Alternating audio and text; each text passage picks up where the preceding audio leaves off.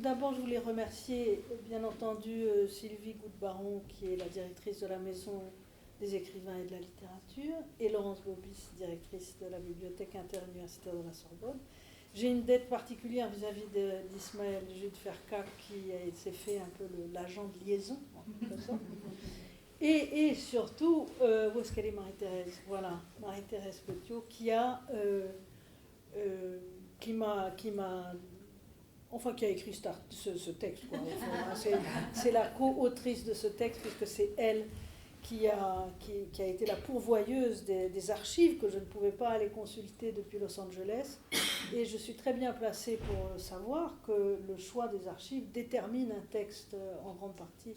Donc voilà, j'ai nommé Marie-Thérèse co-autrice de ce texte pour ses éléments, bien sûr, et pas pour ses défauts que j'assume entièrement.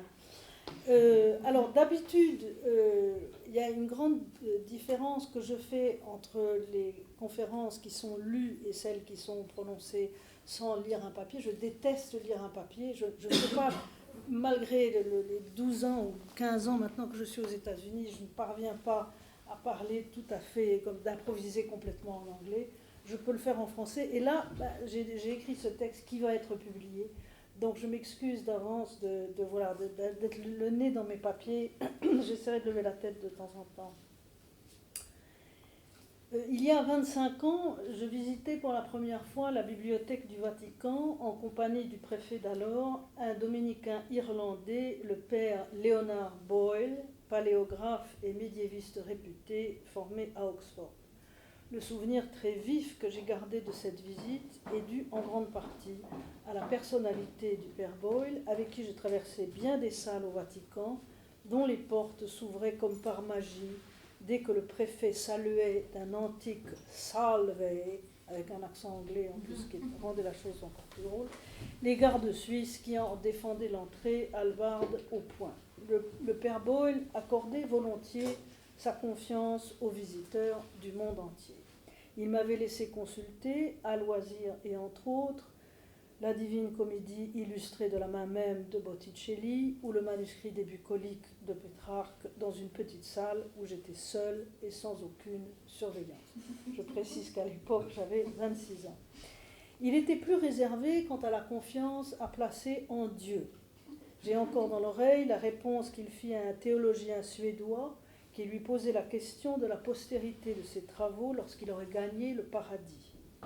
Because you believe in such things, parce que vous croyez dans ce genre de choses. Réponse qui valait, bien entendu, autant pour la survie de son œuvre que le salut de son âme, et qui laissa le Suédois absolument interdit. Plus belle encore fut la réponse qu'il livra à ma sagacité lorsque je lui posai la question inévitable et bien naïve des livres mis à l'index. À titre de rappel, je précise que l'index Librorum Prohibitorum était cette liste de livres pernicieux, jugés immoraux ou contraires à la foi, interdits par l'Église depuis le Concile de Trente, c'est-à-dire la moitié du XVIe siècle. Y figuraient, entre autres, et pour se cantonner seulement à la France, Montaigne, Rabelais, Descartes, Malebranche, La Fontaine, Fénelon, Diderot, Rousseau, Voltaire, Montesquieu, Balzac, je m'excuse, Baudelaire, Flaubert, Zola, Michelet, Hugo, Victor Hugo. Autant mettre Dieu à l'index, tout de suite. Sand, Larousse, Bergson, Gide. Alors Gide, il y a une précision, c'est pour toute son œuvre. Simone de Beauvoir, auquel s'ajoutent Maïmonide, Giordano Bruno, Machiavel, Bentham, Spinoza, Hume, John Stuart Mill, Kant, Swift, Swedenborg, Defoe, Heine, Moravia, j'en passe, et les meilleurs, pour citer Victor Hugo. On notera en passant que Mein Kampf ne figurait pas sur cette liste. L'index sera définitivement aboli le 14 juin 1966 par Paul VI. Où avait-on remisé au Vatican même les livres mis à l'index? Dans quelle pièce secrète, dans quel enfer, à l'image de celui de la Bibliothèque nationale, se consumaient donc les proscrits magnifiques? Le père Boyle affecta l'étonnement. tous les livres de l'index ont toujours été disponibles à la Bibliothèque du Vatican, ouverte à ceux qui ont formulé la demande. Devant ma mine dubitative, il ajouta superbement et en manière de chute, mais il n'était pas catalogué. Or, comme chacun sait, un livre non catalogué est un livre qui n'existe pas. Un introuvable, autant dire un condamné, à l'image du Hollandais volant, astreint par la justice divine, à errer sur les mers jusqu'à la fin des siècles, un fantôme en somme. C'est au fantôme de la bibliothèque de la Sorbonne que j'ai décidé de me consacrer aujourd'hui. Fantôme au sens néanmoins exactement inverse qu'à la bibliothèque du Vatican. Je n'entends pas disserter sur des ouvrages existants, disséminés çà et là dans les rayonnages et non catalogués, pour la bonne raison que j'eusse été incapable de les trouver, mais évoquer au contraire tout un peuple de volumes absents qui manquent en place, comme on disait autrefois à la Bibliothèque nationale, et qui figurent pourtant dans les inventaires. Les disparus, les volés, les empruntés s'inédiés, les perdus, les égarés, les détruits, les vagabonds, qui constituent l'envers de la tapisserie, une sorte de bibliothèque en creux, dont l'existence est seulement contenue dans des listes vertigineuses et toujours incomplètes, manuscrites et désormais numériques. Concrètement, la défection de ces livres est parfois signalée sur les étagères par une planchette indicatrice, aussi appelée en termes de bibliothéconomie un fantôme, soit une pure matérialité, un bout de carton, dénotative d'une pure idéalité, l'absence, à l'exemple de l'ectoplasme dessinant dans l'atmosphère les contours d'un vide. Comment lire l'ensemble de ces disparitions, de ces spectres aux traces subtiles, comme on parle de matière subtile au sujet des atomes de l'air? Il ne s'agira pas tant de donner du sens à une collection par définition aléatoire, mais d'interroger le statut du manque, de la vacance, du retranchement à l'intérieur de l'organisme vivant qu'incarne toute bibliothèque, de même qu'on analyserait un tableau à partir de ses réserves, à savoir ses parties vierges de la toile, non recouvertes de peinture, ménagées au milieu des touches de couleur, et comme elle, intégrales à la structure de l'œuvre. Si les absents ont toujours tort, certains ont plus de tort que d'autres. Sans rentrer trop avant dans les détails techniques de l'enregistrement des livres manquants à la Sorbonne, précisons tout de même qu'il y a une gradation dans le statut de l'absence. Au départ, le terme toujours employé est celui de manque, suivi de la date où celui-ci a été constaté, le livre fautif passant au catalogue de disponibles à manquant. Après un an de recherche, si celles-ci ont été infructueuses, on parlera d'absence avérée. Au bout de 2 ans, on intronisera le livre comme disparu, disparaîtra avec lui la notice au catalogue si la bibliothèque n'a pas réussi à le racheter. En simples termes logiques, on peut donc en conclure que ce qui a disparu ne manque plus. Les listes de disparus sont disparates. Ce sont d'anciens registres calligraphiés, des fiches manuscrites, des fichiers informatiques. Leur recoupement est malaisé et tout aussi vain l'espoir de dresser l'inventaire exhaustif de ces milliers de volumes dont le nombre grossit inévitablement chaque année. Quant au motif de ces disparitions, de la perte au pillage, il varie à grande échelle. Je m'attacherai à 3 grandes catégories: les livres volés, les livres empruntés non rendus et les livres détruits. J'ai toujours eu un faible pour les voleurs. Je suis loin d'être la seule, si j'en crois la réaction ordinaire devant une scène de braquage ou de cambriolage au cinéma ou à la télévision. Quand arrive le moment de la poursuite par la police, le public est toujours du côté des voleurs, dont on espère, le cœur battant, qu'ils s'en sortiront. Mais j'ai aussi un faible très prononcé pour la chose publique. C'est bien que le vol en bibliothèque agit sur moi comme une douloureuse contradiction qui ne va pas cependant jusqu'au déchirement. L'attachement au bien commun l'emporte sans difficulté sur le larcin, d'autant que celui-ci est le plus souvent commandé par de viles motivations financières et privées. Le voleur de bibliothèque est la figure inversée du voleur héroïque par excellence, Robin des Bois. Il dérobe au peuple pour s'enrichir personnellement ou augmenter les trésors d'un collectionneur trop couard pour opérer lui-même. Même Arsène Lupin, dont les malversations sont plus ambiguës, n'a jamais volé de livre dans une bibliothèque publique. Le 14 mai 1908, à l'époque précisément où les aventures du gentleman cambrioleur passionnent les foules, un nommé Auguste Breuil, se disant étudiant français, je cite les documents trouvés par Marie-Thérèse, est arrêté en Allemagne.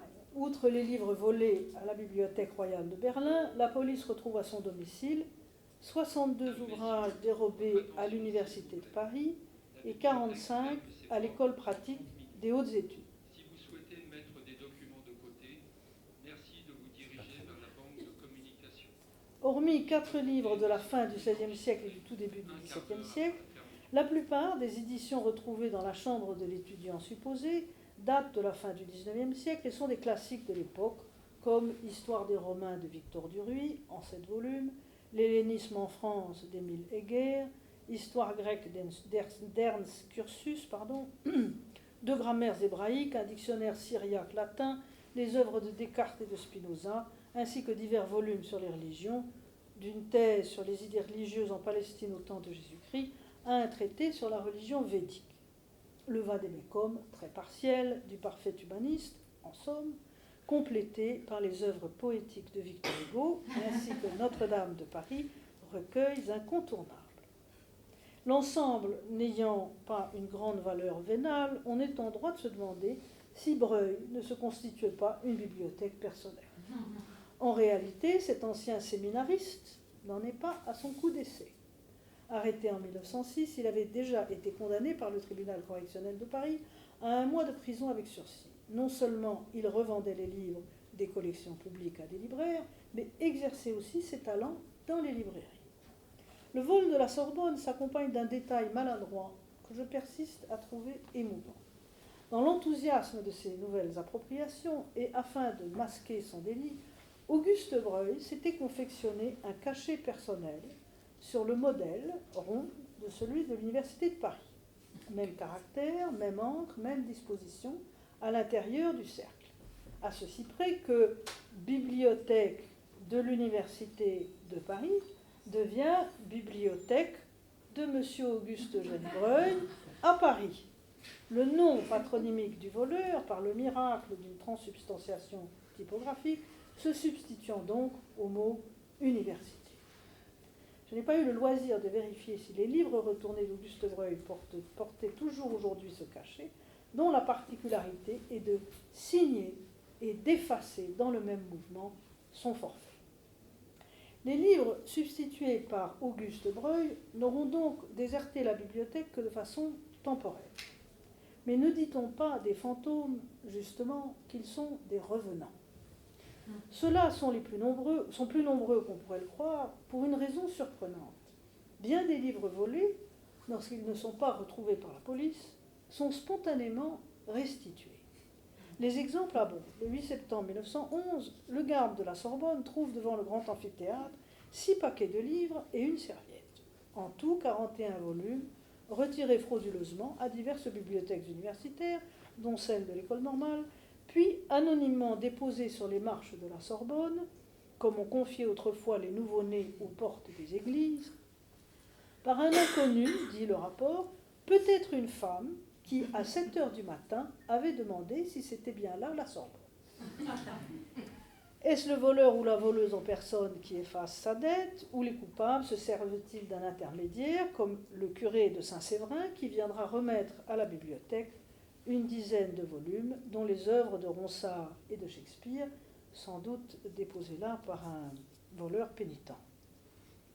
Toujours est-il qu'en 1947, la pratique semble toujours vivace. À cette époque, le conservateur de la bibliothèque, Jean Bonnereau, poète et éditeur de la correspondance de Sainte-Beuve, adresse une plainte au recteur de l'Académie de Paris après un énième dépôt anonyme. Et on sent que le pauvre Bonnereau est un petit peu agacé.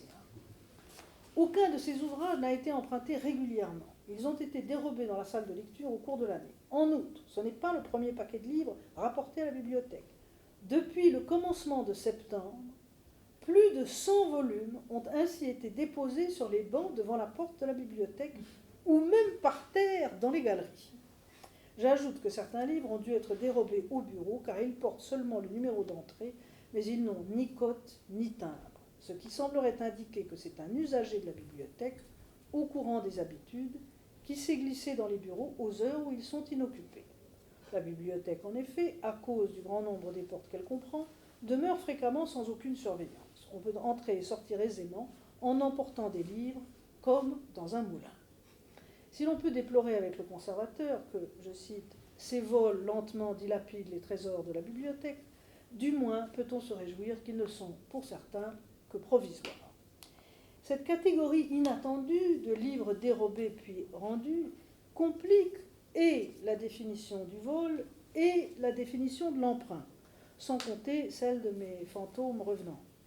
Si la propriété, c'est le vol, formule célèbre qui mériterait un détour dont je ne peux pas me permettre ici le luxe, le vol n'est clairement pas la propriété. À vrai dire, je n'avais jamais pensé à cette idée de propriété provisoire qui à la fois subvertit les lois du vol, puisqu'il sera restitué, et défie les règles du prêt, puisqu'elle en récuse les conventions ordinaires, tout en respectant le principe. Cette zone grise, je l'avoue, me plaît beaucoup en ce qu'elle réconcilie la tentation du vol et le respect du bien public dans le plaisir de la lecture personnelle et risquée qui devient dès lors une activité hors la loi. A contrario, les disparitions définitives, ou les pertes sèches, si je puis dire, sont cruelles. La longue liste informatisée des disparus après 2000, après l'an 2000, donc 4342 numéros déjà, en atteste, a fortiori lorsqu'à la suite du titre, on trouve la mention « pas de renvoi possible », ce qui signifie qu'il n'existe pas d'autres exemplaires vers lesquels renvoyer le lecteur. Série dépareillée, ouvrage irremplaçable, cohérence abîmée, c'est à la lecture de ces archives qu'on mesure les dégâts perpétrés. Pas de renvoi possible pour le recueil d'études critiques de Francis Scott Fitzgerald, pas de renvoi possible pour la grammaire du Décaméron de Tzvetan Todorov, pas de renvoi possible pour À l'ombre des jeunes filles en fleurs dans l'édition Flammarion 1987. Désolantes, ces énumérations ne doivent pas nous faire oublier qu'il s'agit de titres disponibles selon toute probabilité ailleurs ou qui seront rachetés par la bibliothèque, parfois dans d'autres éditions. Mais encore faut-il que le rachat soit validé par l'administration. À titre d'exemple, depuis 2010, on compte dans la base de données 1073 commandes d'ouvrages destinés à remplacer les disparus, pour la plupart des ouvrages de philosophie et d'histoire, pour un montant de 30 251 €. À côté des voleurs pénitents qui restituent l'objet de leur larcin et des voleurs sans scrupules, il y a une troisième catégorie, les emprunteurs distraits. Charles Nodier, citant le bibliographe Gabriel Peignot, rapportait « Les trois espèces d'ennemis qu'ont les livres sont les rats, les vers, la poussière, et une quatrième, celle des emprunteurs. » La sentence est sévère, mais semble, en termes de dégâts, toujours justifiée. Depuis 2008, ce sont ainsi plus de 800 livres déjà qui ont été perdus par l'indélicatesse des seuls professeurs. Ces ouvrages sont pour la plupart remplacés par les responsables ou rachetés par la bibliothèque qui, on l'a vu, consacre une part non négligeable de son budget à ces imprévus. Ces listes contemporaines sont bien sûr anonymes. Plus loin dans le temps, sur la période 1900-1940, on trouve un registre de livres perdus ou à considérer comme perdus et, plus embarrassant, de livres empruntés depuis plusieurs années, réclamés et non rapportés, qui contient le nom des professeurs délinquants. Outre qu'il y a prescription et que l'infraction est pour le moins bénigne, ces informations révèlent surtout par défaut et de façon inattendue les lectures, même égarées, des enseignants d'alors qui s'appellent Émile Durkheim, Lucien Lévy-Bruhl, Julien Bindard, Alexandre Coiré ou Ernest Lavis, historien et auteur des fameux manuels éponymes, où figurait en couverture cette adresse en forme d'injonction à des générations d'écoliers : « Enfant, tu dois aimer la France parce que la nature l'a faite belle et que son histoire l'a faite grande. » J'ai retrouvé en parcourant ces registres l'émotion que j'ai éprouvée autrefois à lire les fiches des abonnés de la Maison des Amis des Livres, la librairie d'Adrienne Monnier, abonnés qui s'appelaient Aragon, Breton, Gide, Claudel, Simone de Beauvoir ou Violette Leduc.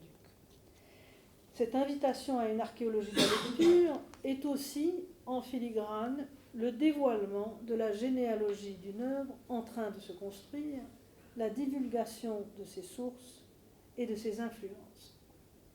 Certes, on ne sera pas étonné de voir Victor Bache lire dans les années 20 une mythologie de la Grèce ou la constitution d'Athènes d'Aristote, alors qu'il prépare son livre sur les doctrines politiques des philosophies classiques de l'Allemagne, ou de consulter à partir des années 30 le concept de symbole dans la dernière esthétique de Johannes Vockelt, ou conférence sur l'esthétique de Karl-Heinrich von Stein, lectures qui viendront nourrir le dernier volume de son essai critique sur l'esthétique de Kant.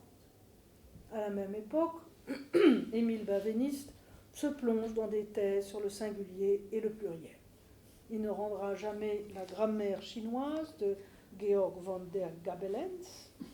Les lecteurs qui auraient voulu se reporter sur un autre exemplaire en seront pour leurs frais, car celui-ci est entre les mains du sinologue Henri Maspero, qui ne la restituera pas davantage.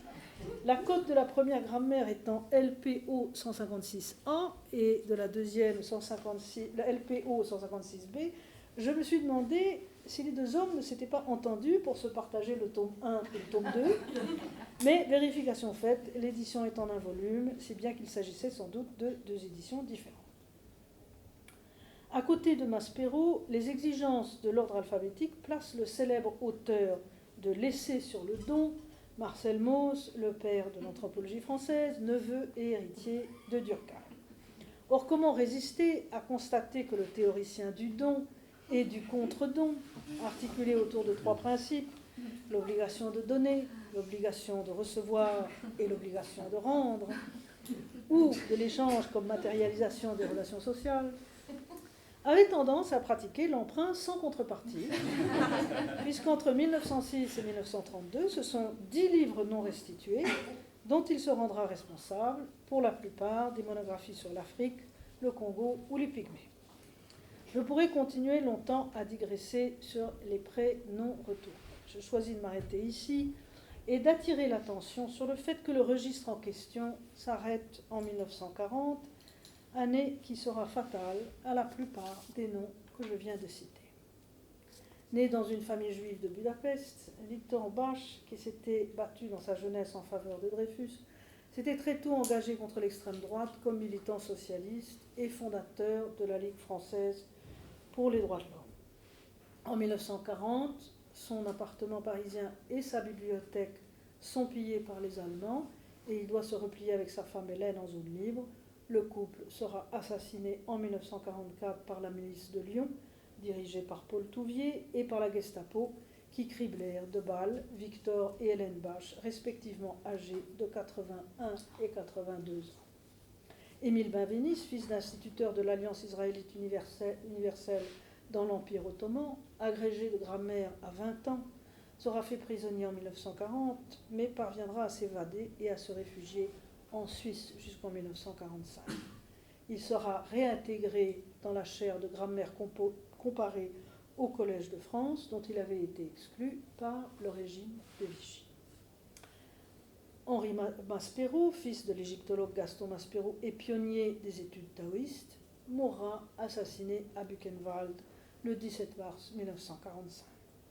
Surveillé par la Gestapo, Marcel Mauss parviendra à échapper à la mort par miracle, mais d'après ses biographes, il fut, je cite, « moralement détruit par les horreurs de la Grande Allemagne et de 1941 à sa mort en 1950 ne mena plus qu'une existence fantomatique. » Ce sont eux aussi les fantômes de la Sorbonne, ceux qui hantent cette histoire de France si chère à la vie, et les murs de cette institution dont ils ont augmenté la réputation et le prestige, à qui je voulais ici rendre hommage.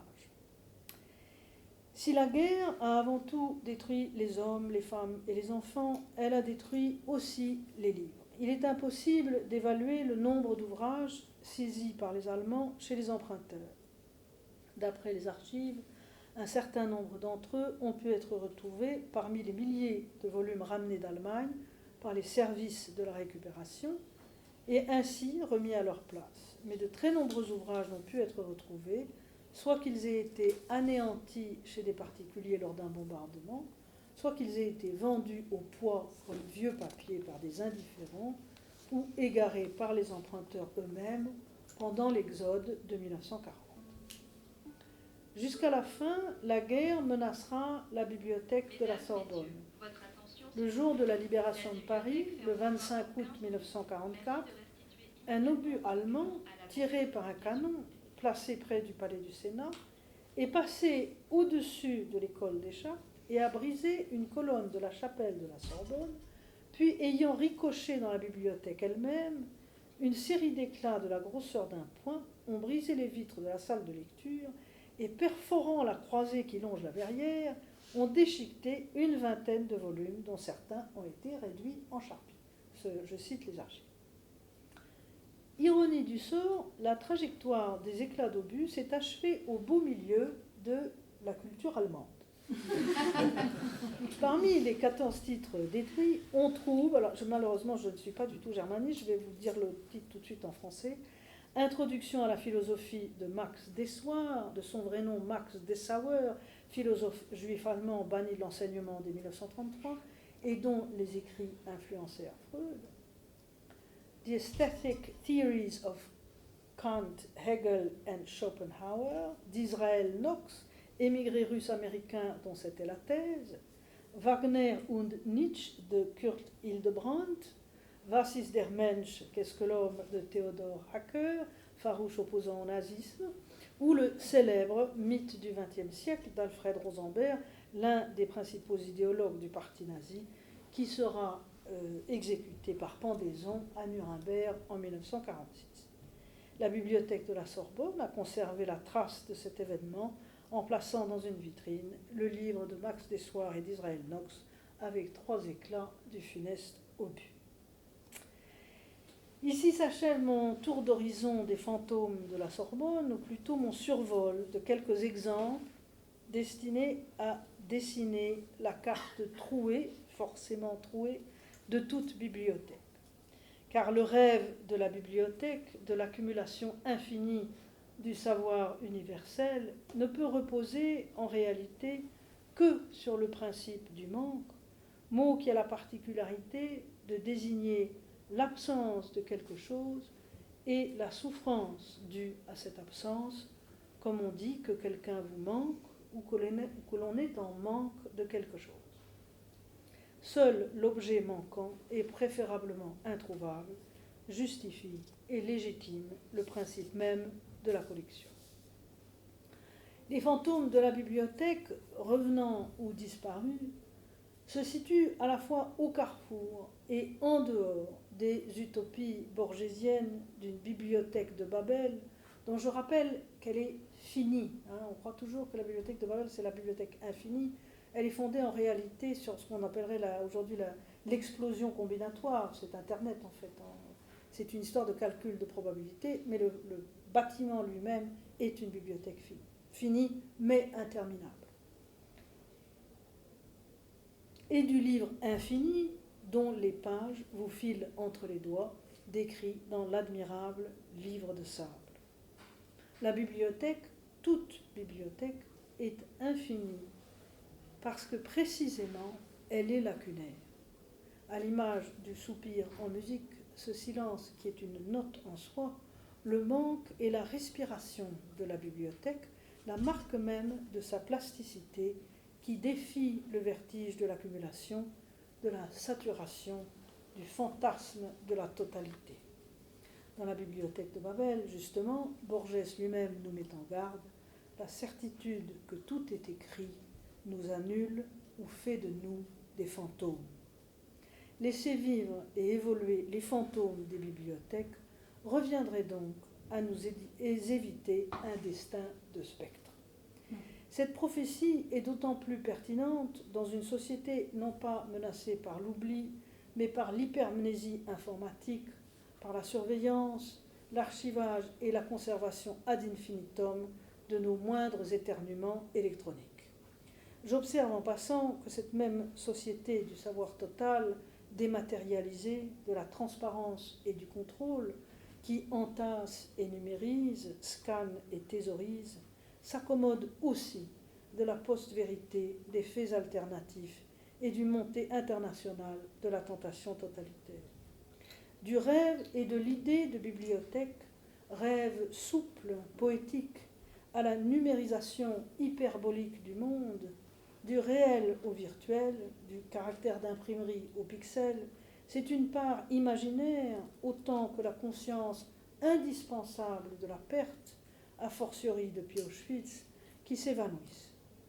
Dans Le fantôme de la bibliothèque, Maurice Hollander, né en 1946 dans le silence qui a suivi l'extermination des Juifs d'Europe et qui fut aussi l'éditeur de Pérec, évoque l'existence, à la fois autobiographique et imaginaire, d'un lecteur illettré et passionné qui erre dans les rayonnages de quelques grandes bibliothèques royales et constate, je cite, « Dans les salles de lecture où les usuels sont en accès libre, tout volume manquant suppose la présence d'une fiche fantôme qui porte un nom, celui de l'emprunteur.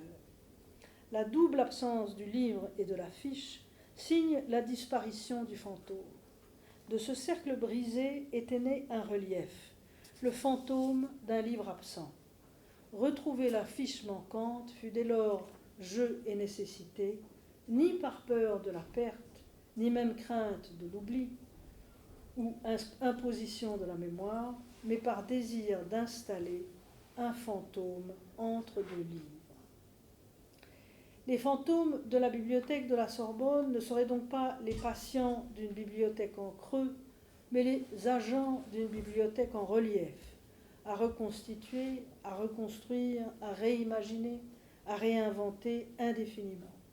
J'y range d'ailleurs bien plus que les disparus, les volés ou les détruits, les livres imaginaires, les livres jamais écrits, les livres inventés, le deuxième volume de la poétique d'Aristote, supposé porter sur la comédie, objet des spéculations d'Umberto Eco dans Le Monde de la Rose, Cardenio, la pièce évanouie de Shakespeare, à laquelle Roger Chartier a consacré une étude, les dizaines de romans projetés par Balzac à sa mort, et je les cite pour le plaisir, nous n'avons que les titres, quelquefois les plans, Philippe le Réservé, les héritiers bois rouges, les aventures d'une idée, et même le Don Quichotte de Pierre Ménard, dont on ne lira jamais l'intégralité, puisque Pierre Ménard n'a daigné recopier que 2 chapitres de l'œuvre de Cervantes. La prochaine fois que votre index glissera sur un rayonnage, que votre regard errera sur une étagère, pensez-y.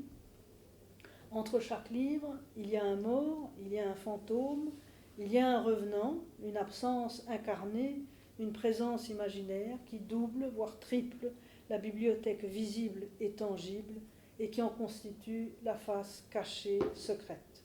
À moins que la vraie bibliothèque soit celle-là, celle du souvenir et de la projection, de la mémoire et de l'imagination, bibliothèque immatérielle, inconcevable, sublimée dans le sens où la sublimation est le passage de l'état solide à l'état gazeux, et de fait proprement infinie. Je vous remercie.